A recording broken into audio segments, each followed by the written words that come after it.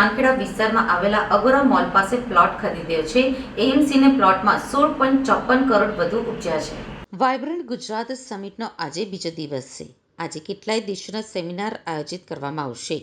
Bharat America અને Bharat Canada વ્યૂહાત્મક ભાગીદારી ઉપર સેમિનાર થશે.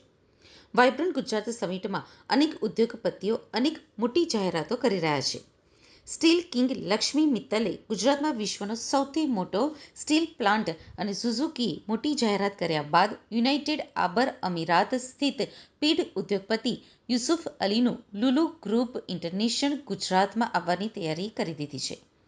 આ ગ્રુપ અમદાવાદમાં દેશનો સૌથી મોટો શોપિંગ મોલ સ્થાપવા માટે કંપની ₹4,000 કરોડનું મૂડીરોકાણ કરશે.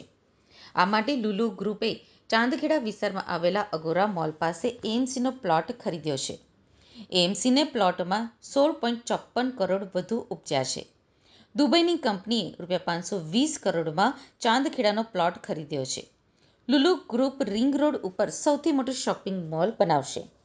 દેશમાં લુલુ ગ્રુપનો આ ત્રીજો શોપિંગ મોલ હશે.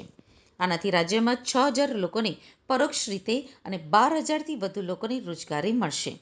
તેમણે કહ્યું હતું કે આ પ્રોજેક્ટના નિર્માણ માટે જમીન સંપાદન અંગેની વાતચીત અંતિમ તબક્કામાં છે અને આ મેગા શોપિંગ મોલનો શિલાન્યાસ આવતા વર્ષની શરૂઆતમાં કરવામાં આવશે.